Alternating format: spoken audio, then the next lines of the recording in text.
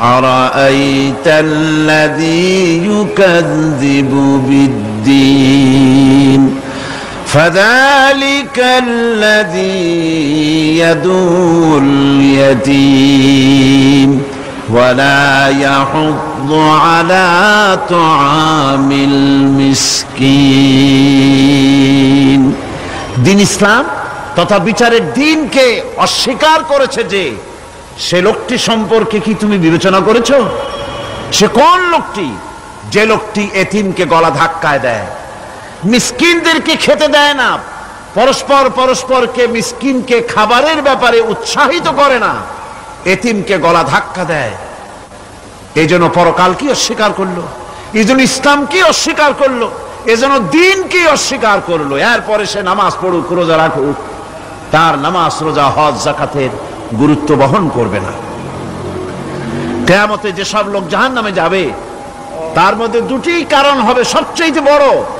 একটা হচ্ছে আল্লাহর প্রতি ঈমান না আনা, আর একটা হচ্ছে এতিম মিসকিনদেরকে খেতে না দেওয়া। এদের শাস্তি কি রকম হবে? আল্লাহ রাব্বুল আলামিন বলেন, যারা এতিম মিসকিনদেরকে খেতে দিবে না, গলায় ধাক্কা দিবে, তাদের সঙ্গে দুর্ব্যবহার করবে, আল্লাহ পাক বলেন তাদের অবস্থা কি হবে শোনো। খুযূহু ফাগুল্লুহু সুম্মাল জাহিমা সাল্লুহু। বলা হবে ধরো এই লোকটারে, ধরো আর তাকে তার গলায় ফাঁস লাগাও, তাকে জাহান্নামে নিক্ষেপ করো। নাউযুবিল্লাহি মিন যালিক। আর এরপরে তাকে 70 হাত 70 গজ শিকল দিয়ে তাকে বেঁধে ফেলো, তাকে জাহান্নামে নিক্ষেপ করো। কারণটা কি? কারণ হলো ইন্নাহু কানা লা ইউমিনু বিল্লাহিল আযীম ওয়া লা ইয়াহুদ্দু আলা তুআমিল মিসকিন। গলায় ফাঁস লাগায়া 70 হাত শিকল দিয়া বাঁধা জাহান্নামে নিক্ষেপ করো, কারণ সে আল্লাহর উপর ঈমান আনে নাই, আর এতিমদেরকে মিসকিনদেরকে খাবারের ব্যাপারে পরস্পরকে উৎসাহিত করে নাই, নিজেও খাওয়ায় নাই, আরো একজনকে উৎসাহিতও করে নাই। কিয়ামতে জাহান্নামে যারা যাবে, জাহান্নামে যাওয়ার যতগুলি কারণ থাকবে তার মধ্যে দুটি কারণ বড়। বলেন কয়টা কারণ বড়? আল্লাহ পাক বলতেছেন জাহান্নামীদেরকে প্রশ্ন করা হবে, ইয়াতাসাআলুনা আনিল মুজরিমিন মা সালাকাকুম ফি সাকার। জাহান্নামীদেরকে প্রশ্ন করা হবে, জাহান্নামে আসছো কেন, কি অপরাধ করে আসছো? ক্বালু লাম নাকু মিনাল মুসাল্লিনা ওয়া লাম নাকু নুতঈমুল মিসকিন। তারা বলবে যে আমরা নামাজ পড়তাম না আর মিসকিনদেরকে খেতে দিতাম না। কত বড় মারাত্মক অপরাধ লক্ষ্য করুন। নামাজ না পড়া আর মিসকিনদের খেতে না দেওয়া। জাহান্নামে যাওয়ার যত কারণ তার মধ্যে শ্রেষ্ঠ দুটি কারণ হচ্ছে এই, যারা নামাজ পড়বে না, এতিম মিসকিনদেরকে খেতে দিবে না এবং পরস্পরকে এতিম মিসকিনকে খেতে দেওয়ার ব্যাপারে উৎসাহিত করবে না, কিয়ামতে তারা জাহান্নামে যাবে। কোথায় যাবে? খোদ রাসূল করিম সাল্লাল্লাহু আলাইহি ওয়াসাল্লামকে লক্ষ্য করে আল্লাহ রাব্বুল আলামিন বলেন, নবীজি আপনি এতিমদের সঙ্গে সদ্ব্যবহার করবেন, এতিমদের ব্যাপারে আপনি দায়িত্ব পালন করবেন। কারণ হলো আপনিও তো এক সময় এতিম ছিলেন, এতিমের ব্যাপারে দায়িত্ব পালন করবেন। কোরআনে কারীমে রব্বুল আলামিন বলেন, আলাম ইয়াজিদকা ইয়াতীমান ফাআওয়া। ও নবী, আমি কি আপনাকে এতিম অবস্থায় পাই নাই? আর তারপরে আমি কি আপনাকে আশ্রয় প্রদান করিনি? আপনাকে আমি এতিম অবস্থায় পেয়েছি, এরপরে আপনাকে আশ্রয় দিয়েছি। রাসূল তো এতিমদের সরদার। পৃথিবীর কোন এতিম যেন বলতে না পারে নবীজি আমার ব্যাপারে কি বলবেন, আমি তো এতিম মানুষ, আর তিনি আমার ব্যাপারে কিভাবে আমার দরদ বুঝবেন। নবীজিকে আল্লাহ পাক কেমন এতিম বানালেন, সমস্ত দুনিয়ার এতিমদের সরদার বানালেন। মায়ের পেটে যখন তিনি ছিলেন 6 মাসের সময় মায়ের পেটে থাকাকালীন বাপের এতিম হয়ে গেলেন। যখন প্রসব বেদনা শুরু হয়েছে মায়ের, দুনিয়ায় যখন তিনি আসবেন, হযরতে আমেনা ঘরের ভিতরে বসে তার অবস্থাটা কি? এই সন্তান পৃথিবীতে আসতে পরে যিনি সবচাইতে বেশি খুশি হবেন তিনি তো আজ দুনিয়ায় নাই। মনের ভিতরে কত কষ্ট। আল্লাহ রাব্বুল আলামিন তার হাবিবকে দুনিয়া আনলেন। রাসূলের দাদা ঘরের সামনে তাঁবুর সামনে দাঁড়ায়া তায়েফ থেকে আগত সাদিয়া গোত্রের লোকদেরকে বলতেছেন, এই ঘরের ভিতরে একটা এতিম বাচ্চা আছে, বেশি টাকা কড়ি দেওয়া যাবে না, যদি দয়া হয়ে নিয়ে যাও। গরিব মানুষ, এতিম মানুষ দেখে শুনে কেউ আর নিতে চায় না। সবশেষে এলেন ভাগ্যবতী মেয়ে, ভাগ্যবতী মহিলা হযরতে হালিমাতুস সাদিয়া। তিনি এসেছেন, কোনো ছেলে পেলে পায় নাই, সকলের শেষে তিনি এসেছেন। আব্দুল মুত্তালিব বলছেন, এই ঘরের মধ্যে একটা এতিম বাচ্চা আছে, দয়া হলে নিয়ে যেতে পারো। তিনি স্বামীর সঙ্গে পরামর্শ করলেন, এরপরে বললেন যদি দেখতে অন্তত ভালো হয়, মন যদি ভালো লাগে নিয়ে যাব, একেবারে খালি হাতে ফিরে যাওয়ার চাইতে তো ভালো। হযরতে হালিমা বলেন, আমি ঘরের মধ্যে প্রবেশ করলাম, মা আমিনার কোল থেকে শিশু মুহাম্মদ সাল্লাল্লাহু আলাইহি ওয়াসাল্লামকে যখন আমি কোলে নিলাম, আমি হুজুরের চেহারার দিকে নজর করে দেখলাম, আমার কাছে মনে হলো যেন পূর্ণিমার চাঁদটা আমার কোলে ধরা দিয়েছে। রাসূল কি শিশু মুহাম্মদ সাল্লাল্লাহু আলাইহি ওয়াসাল্লাম কি যখন নিয়ে বাড়ির দিকে রওনা হলাম, যে গাধা আমার সকলের পেছনে এসেছে সেই গাধা এখন সকলের আগে ছুটে চলে যায়। এরপরে বাড়ি যখন নিয়ে গেলাম, কুয়ায় পানি বাড়লো, গাছে ফসল বাড়লো, খেজুর গাছে খেজুর বাড়তে লাগলো, জমিনে ফলন বেড়ে গেল। রাসূলের দুধ বোন সাইমা রাসূলকে নিয়ে মুহাম্মদ সাল্লাল্লাহু আলাইহি ওয়াসাল্লাম তাকে দোলনা নিয়ে দোল দিতেছে। কি আশ্চর্য অবস্থা!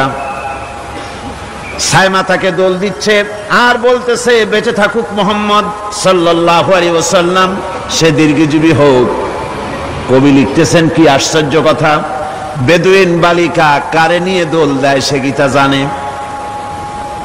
বিশ্বনবী মুহাম্মদ রাসূলুল্লাহ সাল্লাল্লাহু আলাইহি ওয়াসাল্লাম এভাবে এতিম অবস্থায় জীবন তার শুরু হলো। যখন তিনি ফিরে এলেন 6 বছর বয়সের সময়, যখন মায়ের কাছে তিনি ফিরে এসেছেন, প্রতিদিন তিনি খেলা দেখতে যান ময়দানে। ইতিহাসের মধ্যে লেখা হয়েছে, মা প্রতিদিন সন্ধ্যার সময় তাকে ফিরে পান। আজকে সন্ধ্যা হয়ে গেছে, শিশু মুহাম্মদ সাল্লাল্লাহু আলাইহি ওয়াসাল্লাম বাড়ি ফেরেন না। কারণ কি, কেন বাড়ি ফেরে না? সন্ধ্যার দিকে তিনি চলে গিয়েছেন পাহাড়িয়া ময়দানে, যে দেখেন ধুধু করতেছে, চতুর্দিকে সন্ধ্যা হয়ে গেছে, অন্ধকার হয়ে গেছে, কোনো ছেলে পেলে নাই, কেউ নাই। পাহাড়ের পাদদেশে বসে শিশু মুহাম্মদ সাল্লাল্লাহু আলাইহি ওয়াসাল্লাম কাঁদতেছেন। মা প্রশ্ন করলেন, বাবারে সন্ধ্যা উত্তীর্ণ হয়ে গেল, কেন একা একা বসে বসে কাঁদো? তিনি বলছেন, মাজি আজ কদিন খেলা দেখতে আসলাম ময়দানে, প্রতিদিন দেখি যখন সন্ধ্যা হয়ে যায় মুরব্বী শ্রেণীর কিছু লোক আসে, ছেলেকে নাম ধরে ডাক দেয়, ছেলেরা দৌড়ে তার বাবার কাছে চলে যায়, আর বাবা ছেলেকে কোলে নিয়ে মুখে চুমা দিয়ে বাড়ির দিকে নিয়ে যায়। আমি আজ কদিন পর্যন্ত এই ময়দানে এলাম, কোনদিন সন্ধ্যা বেলায় তো কেউ এসে আমাকে মুহাম্মদ বলে একটা ডাক দিল না। আমার আব্বা কি নাই?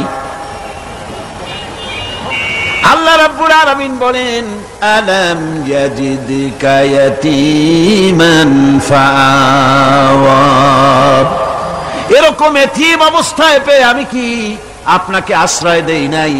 আপনাকে আমি পেয়েছি এতিম অবস্থায়, এরপরে আমি আপনারে আশ্রয় দিলাম। ওয়া ওয়াজাদাকা দাল্লান ফাহাদা, এরপরে আমি আপনাকে পথ হারা পেলাম, আমি আপনাকে পথের দিশা দিয়া দিলাম।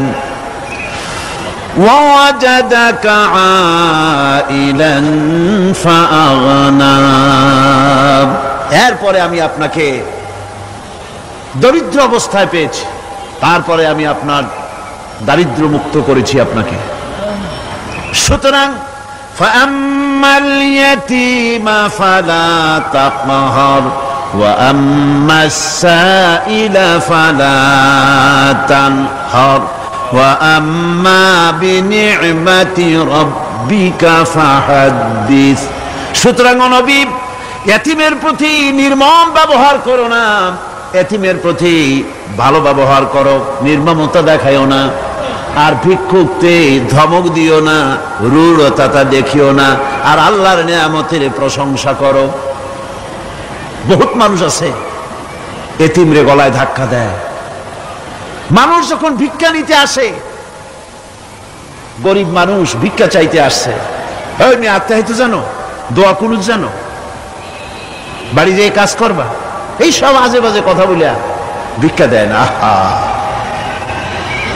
সাইলকে ধমক দিতে রাসূল করিম সাল্লাল্লাহু আলাইহি ওয়াসাল্লাম নিষেধ করেছেন, সাইলকে ধমক দিও না।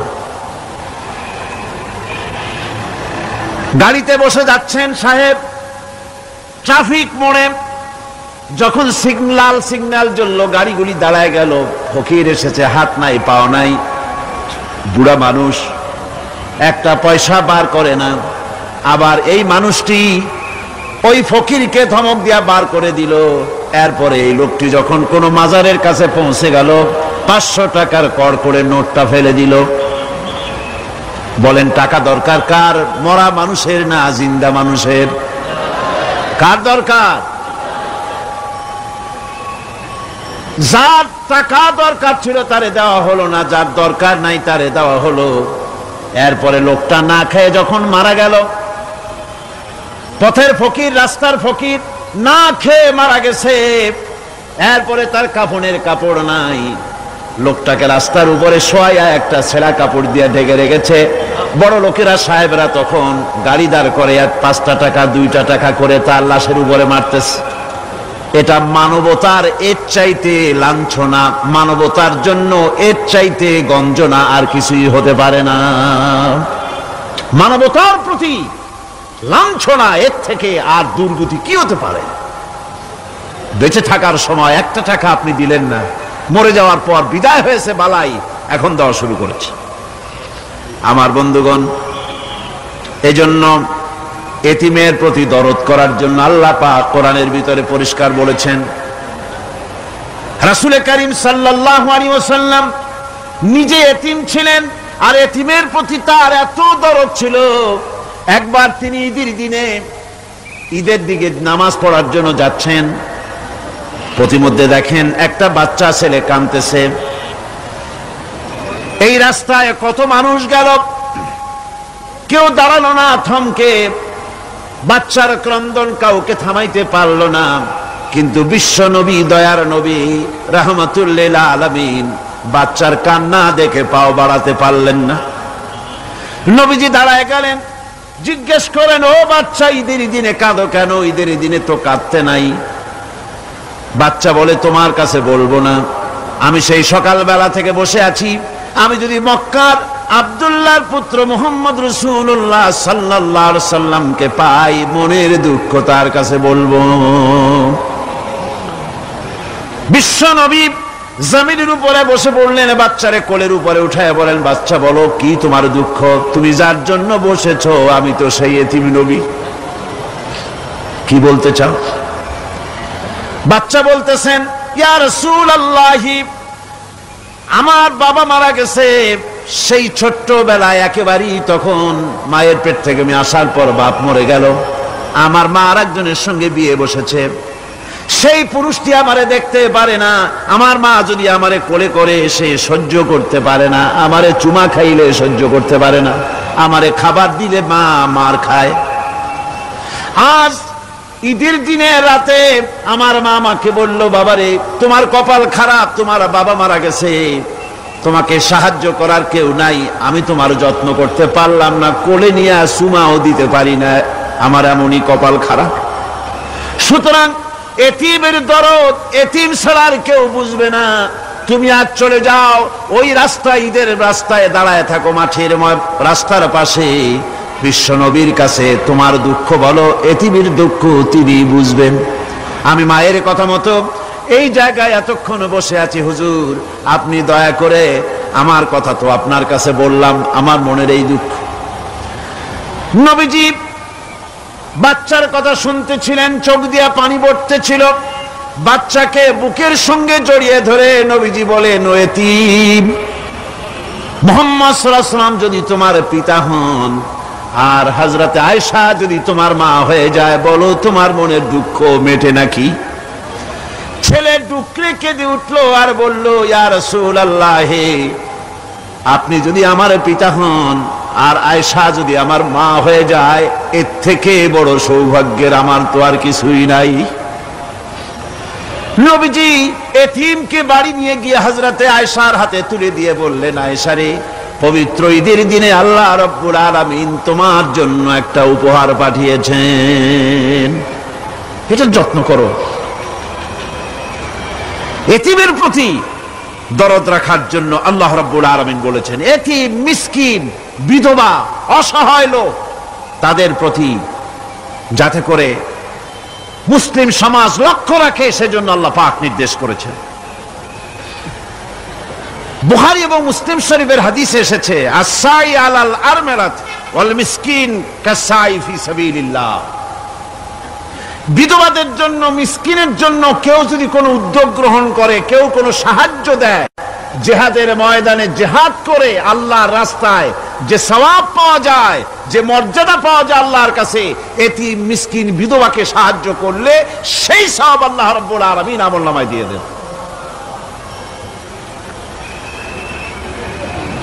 ইসলাম যেহেতু মজলুম মানবতার জন্য পৃথিবীতে এসেছে, যারা বলে ইসলাম পুঁজিবাদের আশ্রয়স্থল, তাদের মতো বেকুব আর নাই।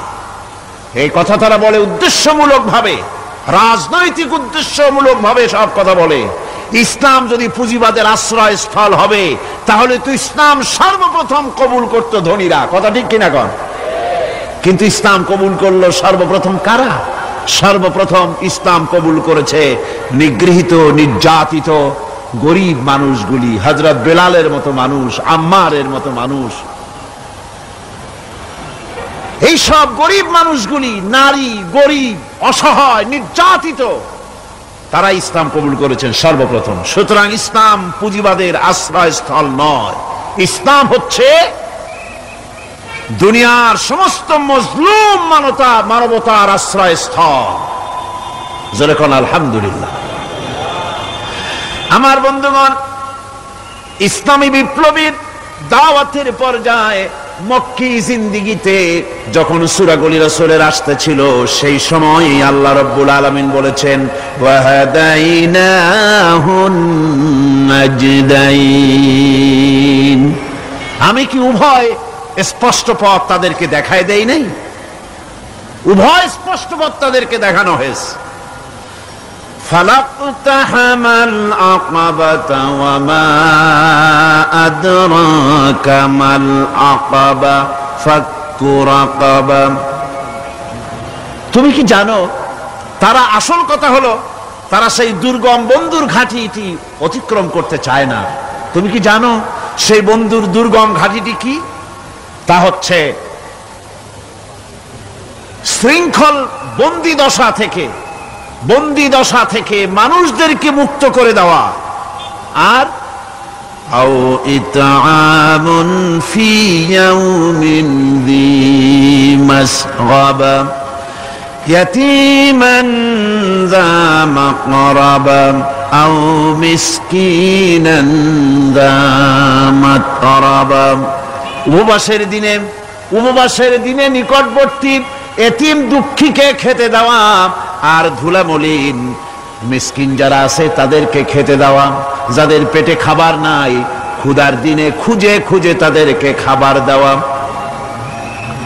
এই সমস্ত কাজ যারা করবে, আল্লাহ রাব্বুল আলামিন তাদের সম্পর্কে বলেছেন উলাইকা আসহাবুল মাইমানা।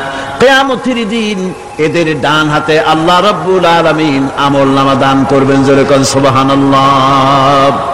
আমলনামা বেঈমান যারা তাদের হাতে আসবে, তাদের কোন হাতে আসবে? বাম হাতে। আর আমলনামা ডান হাতে আসবে কাদের? এই সমস্ত লোকদের যারা এতিমকে মিসকিনকে যারা খেতে দিয়েছে। আর খেতে দিয়ে এতিম মিসকিনদেরকে খেতে দিয়ে তারপরে এর দ্বারা তাদেরকে কোনো খোঁটা দেয় নাই। তাদেরকে কেন খাওয়াস?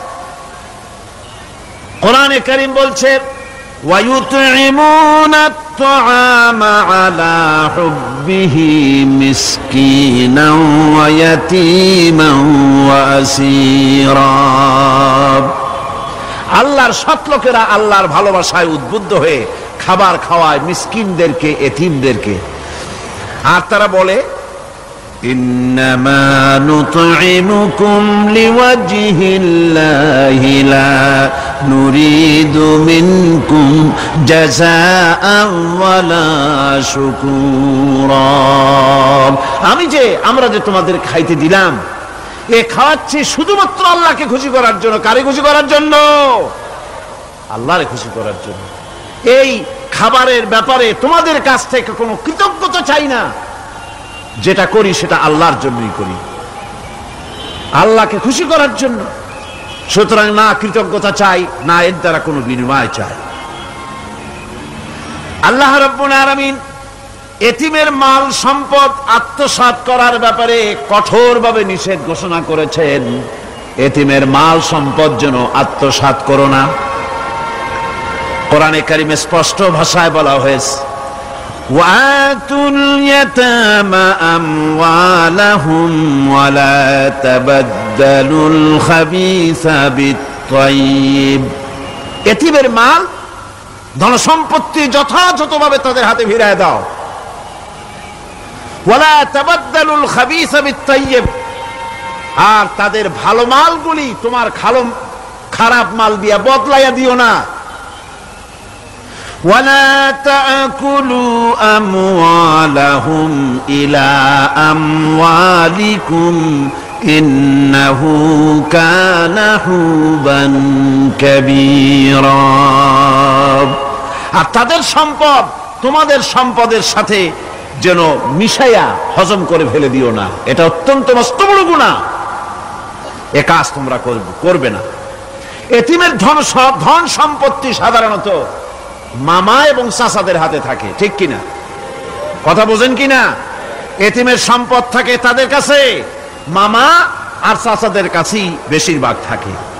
এতিম তো ছোট্ট মানুষ, বড় হতে সময় লাগে। এই ফাঁকে তার ভালো মালগুলি নিয়ে তার বদলে নিজের পচা মাল রেখে দেয়, অথবা তার ভালো সম্পত্তিটা নিজের সম্পত্তির সাথে মিলাইয়া একাকার করে ফেলে দেয়। আল্লাহ রাব্বুল আলামিন কঠোরভাবে নিষেধ করেছেন, খবরদার এই কাজটি করবে না।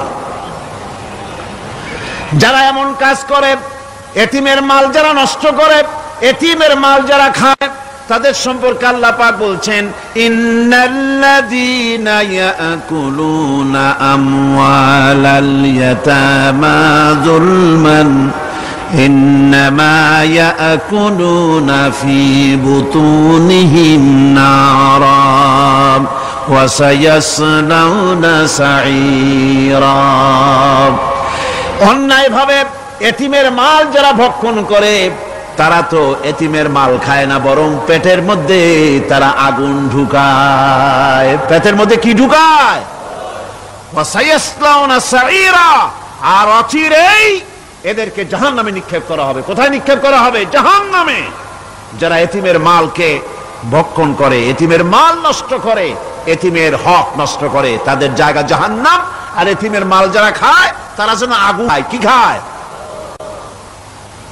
এতিমের ধন সম্পদ হজমকারীদের ব্যাপারে তাদের যে বিরাট হীনমন্যতা কাজ করে, এজন্য আল্লাহ পাক বলতেছেন কাল্লা বাল্লা তুকরিমুনাল ইয়াতীম, না কখনোই নয়। আসল ব্যাপার হচ্ছে তোমরা হীনমন্যতার কারণে এতিমকে সম্মান দাও না, এতিমকে মর্যাদা দাও না। ওয়ালা তাহাজ্জুনা আলা তুআমিল মিসকিন, আর মিসকিনদেরকে তোমরা পরস্পরকে খেতে দেওয়ার জন্য তোমরা উৎসাহিত করো না, নিজেরাও খাও না, অন্যদেরকেও সে পথে উৎসাহিত করো না। এই যে কাজগুলি তোমরা করো, এটা মস্ত বড় অপরাধ।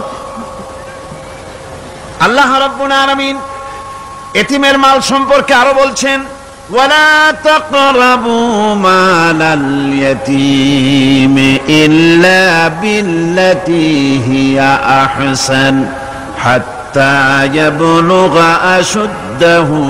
আল্লাহ পাক বলছেন এতিমের মালের নিকটবর্তীও হবে না যতক্ষণ পর্যন্ত তারা যৌবন প্রাপ্ত না হয়, বুদ্ধি শুদ্ধি না আসে, ততক্ষণ পর্যন্ত এতিমের মালের কাছে যাবে না। হ্যাঁ যাবে, মালটাকে রক্ষণ করার জন্য, রক্ষণাবেক্ষণ করার জন্য, মালগুলি খাওয়ার জন্য না। এতিমদের ব্যাপারে আল্লাহ পাক এভাবে সতর্ক করেছেন। মানুষ যখন, বাচ্চাগুলি যখন এতিম হয়ে যায়, বাচ্চা বেঁচে থাকতে, বাচ্চার বাপ মা বেঁচে থাকতে বাচ্চারে কোলে নেয়।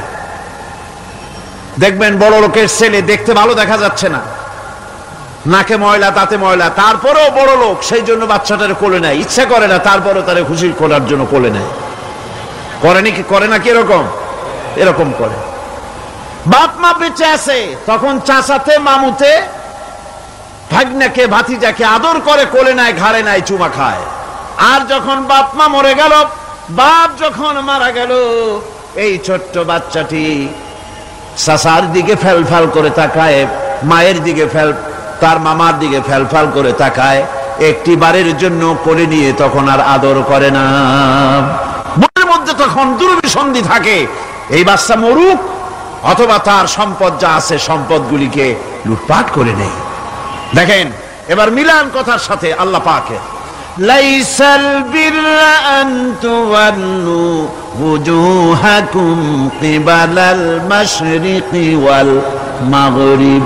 পূর্ব পশ্চিমে কত মাথা ঘুরালে, কত সেজদা দিলে, এটাই কিন্তু পুণ্যবান হওয়ার জন্য বড় কথা নয়, বরং শর্তই হলো আগে যা বলেছি সেগুলি।